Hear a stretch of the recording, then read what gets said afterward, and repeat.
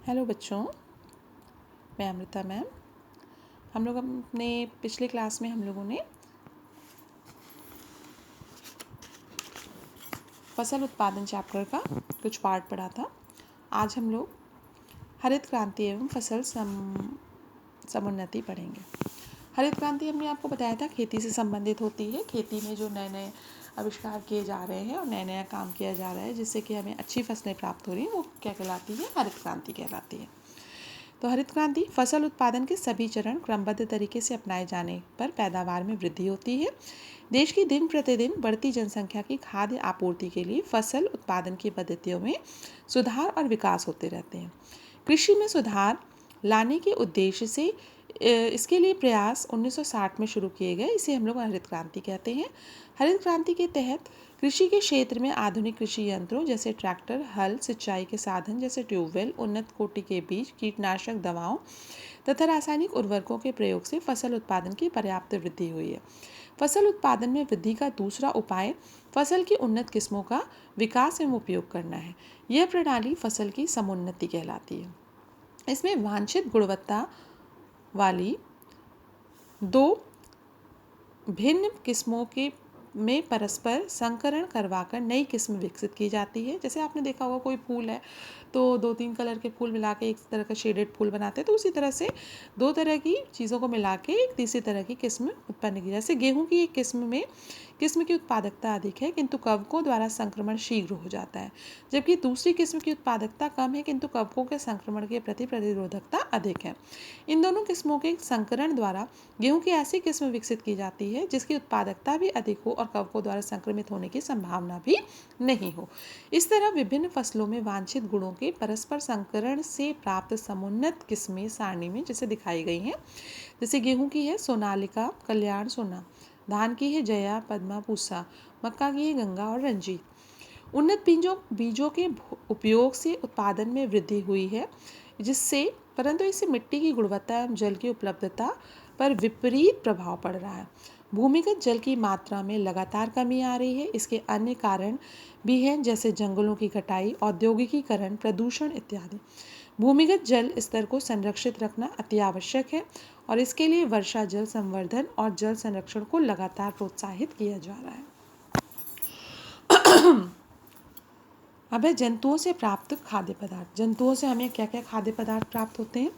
हम सभी अपने भोजन की आवश्यकता की पूर्ति के लिए पौधों एवं जंतुओं पर भी आश्रित रहते हैं। इसमें दूध, अंडे, मांस जैसे खाद्य पदार्थ जंतुओं से प्राप्त किए जाते हैं। आप प्रतिदिन दूध का उपयोग करते हैं। कुछ सर्वाहारी अंडे और मांस भी खाते हैं। हम उन जंतुओं को पालते हैं जिनसे हमें खाद्य पदार्थ प्राप्त होते हैं। पालतू जंतुओं को घर पर अथवा पशुगृह में पाला जाता है। वैज्ञानिक तौर तरीके से जंतुओं की देखभाल और पालने के विज्ञान को पशुपालन कहते हैं। विशाल जनसंख्या के पोषण हेतु जंतु खाद्य पदार्थ प्राप्त करने के लिए व्यापक स्तर पर पशुपालन कराना आवश्यक है। फसल की तरह पशुओं की देखभाल के लिए हमें कुछ निर्धारित चरणों को भी अपनाना चाहिए। पशुओं को पालने के विषय में चर्चा करें और हमें दूध, अंडे और मांस के रूप में भोजन प्राप्त होता है। जैसे दुग्ध उत्पादन जो है, दूध देने वाले पशु जैसे गाय है, भैंस को डेयरी फार्म में पालते हैं। ये पशु दुधारू पशु कहलाते हैं। प्राचीन काल में ही गाय और भैंस दुग्ध उत्पादन के मुख्य स्रोत थे। दूध से ही हमें विभिन्न पोषक तत्व जैसे कार्बोहाइड्रेट्स, वसा, protein, sodium, potassium, calcium, vitamin E प्राप्त होते हैं। इसलिए दूध संपूर्ण आहार माना जाता है। दुधारू पशुओं के पालन के लिए उनके उचित पोषण, देखभाल, संरक्षण एवं प्रजनन की आवश्यकता होती है।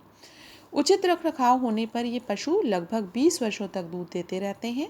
इन पशुओं के आहार में घास, सूखा चारा, दलहन का हरा चारा जैसे बरसीम, अल्फा इत्यादि शामिल है। सरसों एवं कपास की खली का भी उपयोग चारे के लिए किया जाता है। पशु के अच्छे स्वास्थ्य के लिए भोजन का समय और उसकी उचित मात्रा आवश्यक है। सामान्यतः चारा प्रतिदिन एवं प्रातः एवं सायकाल दूध दोहने से पहले नांद में दिया जाता है। नांद क्या होता है? जिसमें वो लोग खाना खाते हैं। पेयजल भी दिन में 2 बार दिया जाता है। गांव में पशुओं को चरागाह में छोड़ देते हैं जहाँ से वे भोजन प्राप्त करते हैं, और नहाने के लिए तालाबों में छोड़ दिया जाता है, जबकि डेयरी फार्म में भोजन और साफ सफाई पशुगृह में ही की जाती है। डेयरी फार्म में स्वच्छ एवं हवादार आवास की व्यवस्था होती है। यह पक्के बने होते हैं, फर्श पर पुआल बिछावन होता है और मलमूत्र निष्कासन की उचित व्यवस्था भी की जाती है। गाय और भैंस में कभी कभी संचरणीय अथवा वायरस जनित रोग हो जाते हैं, जैसे मुंह और खुर के रोग। इसमें पशु के मुंह और खुर में छाले हो जाते हैं और बुखार आता है। तेज बुखार से पशु निस्तेज हो जाते हैं और एंथ्रेक्स वायरस जनित रोग है जो पशुओं के लिए अत्यंत घातक है। कभी कभी परजीवी कृमि का संक्रमण भी पशुओं को रोग ग्रसित कर देता है। रोग के लक्षण दिखाई देते ही पशु चिकित्सक से हमें इलाज करवाना चाहिए।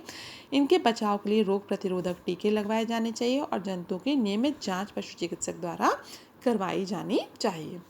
आयु के साथ साथ पशुओं की दुग्ध उत्पादन क्षमता में कमी आने लगती है और पशु बार बार रोगग्रस्त होने लगते हैं। रोगग्रस्त पशुओं को स्वस्थ पशुओं के साथ नहीं रखना चाहिए।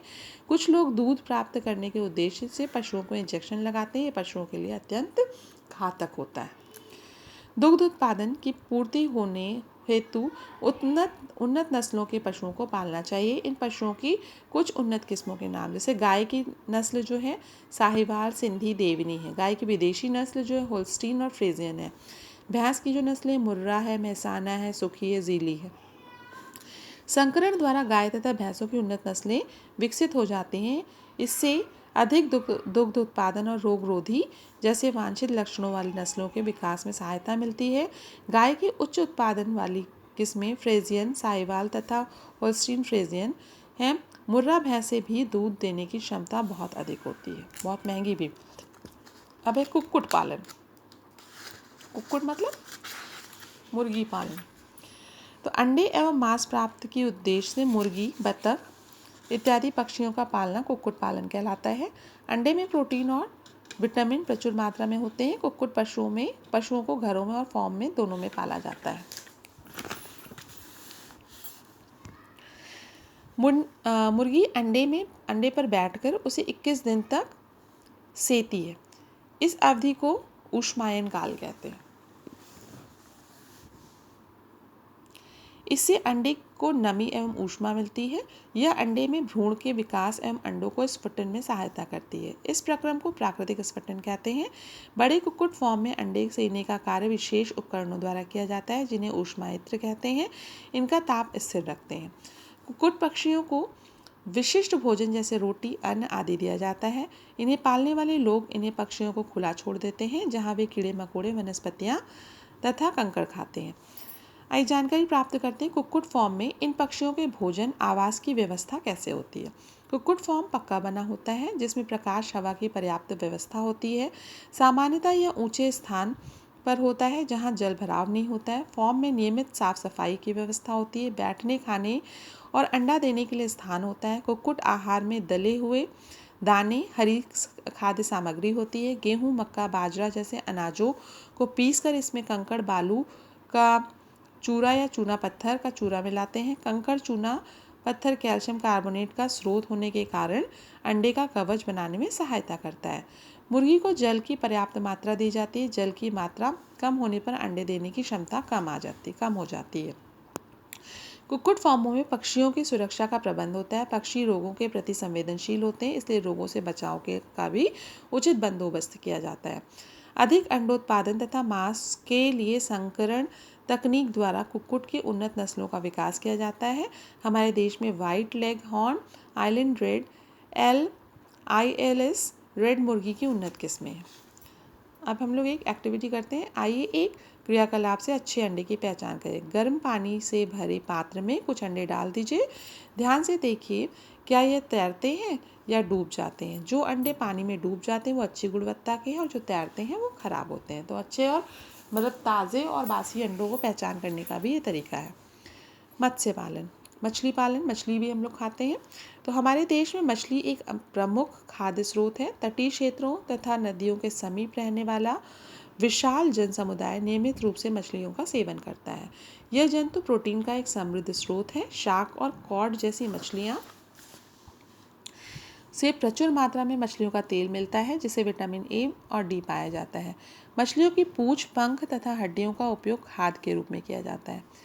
जल स्रोत के आधार पर मछलियों को 2 वर्गों में बांटा गया है। तालाब, झील, नहर एवं नदी में पाई जाने वाली मछली अलवर, जल मछली कहलाती है, जैसे कटला, रोहू आदि। जबकि सागर महासागर में पाई जाने वाली मछली जैसे टूना, कॉड, लवण जल मछली कहलाती है। बड़े स्तर पर मछली पालना मत्स्य पालन कहलाता है। इसके लिए कुछ तालाबों को मत्स्य उत्पादन तालाब या नर्सरी के रूप में विकसित करते हैं। यहाँ स्फुटन के फलस्वरूप छोटी मछलियाँ विकसित होती हैं, जिन्हें वृद्धि करने के लिए संवर्धन तालाब में स्थानांतरित किया जाता है। संवर्धन तालाब में प्रकाश एवं ऑक्सीजन की पर्याप्त व्यवस्था होती है। मछलियों को आहार उचित मात्रा में दिया जाता है, साथ ही पूरक आहार की भी व्यवस्था होती है। तालाब की स्वच्छता तथा रखरखाव का भी उचित व्यवस्था की जाती है। प्रजनन तथा संकरण द्वारा कम अवधि की तीव्रता से वृद्धि करने वाली मछली की उन्नत नस्लों का विकास किया जाता है। इसके अलावा बहुत से सी फूड होते हैं जो कि बहुत लोग खाते हैं। अब इस पूरे चैप्टर में आपने क्या देखा कि आप अपनी विशाल जनसंख्या को पर्याप्त आहार प्रदान करने के लिए कृषि पर आश्रित है। उगाए जाने वाले एक ही प्रकार की किस्में फसलें कहलाती हैं। ऋतु के अनुसार फसलें खरीफ तथा रबी की फसलें कहलाती हैं। सिंचाई, जुताई तथा गुड़ाई द्वारा मिट्टी तैयार करना आवश्यक है। इसके लिए हल तथा पाटल का उपयोग करते हैं। बीज को निर्धारित दूरी पर एवं गहराई से बोने पर अच्छी उपज होती है। स्वस्थ बीजों का चयन करने के उपरांत ही उन्हें बोते हैं। बुआई हाथों तथा बीज बेधक की सहायता से की जाती है। सिंचाई विभिन्न स्रोतों से की जाती है। सिंचाई का समय तथा आवृत्ति मिट्टी के स्वभाव एवं फसल की किस्म पर निर्भर करती है। मिट्टी में पोषक तत्वों की कमी को पूरा करने के लिए खाद और उर्वरकों का प्रयोग किया जाता है।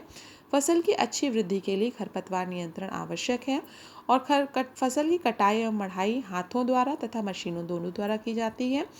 खाद्यान्न का भंडारण बड़े गोदामों और साइलों में किया जाता है। संकरण द्वारा गेहूं, चावल, मक्का आदि की उन्नतशील किस्में विकसित की जाती है। दूध, अंडे एवं मांस जैसे प्रमुख खाद्य पदार्थ प्राप्त करने के लिए गाय, भैंस, कुक्कुट तथा मत्स्य जैसे जंतु को पालते हैं। पालतू पशुओं का समुचित आहार, आवास, देखभाल तथा रोगों से सुरक्षा की आवश्यकता होती है। पशुओं से प्राप्त खाद्य पदार्थों का उत्पादन, पशुपालन की उचित पद्धतियाँ तथा संकरण द्वारा नस्ल सुधार करके बढ़ाया जाता है। तो बच्चों, ये चैप्टर आपका ख़त्म हो गया है। अब हम लोग इसके क्वेश्चन आंसर्स करेंगे, तो इसको आप लोग अच्छे से पढ़ लीजिएगा। ओके बच्चों, thank you, have a nice day.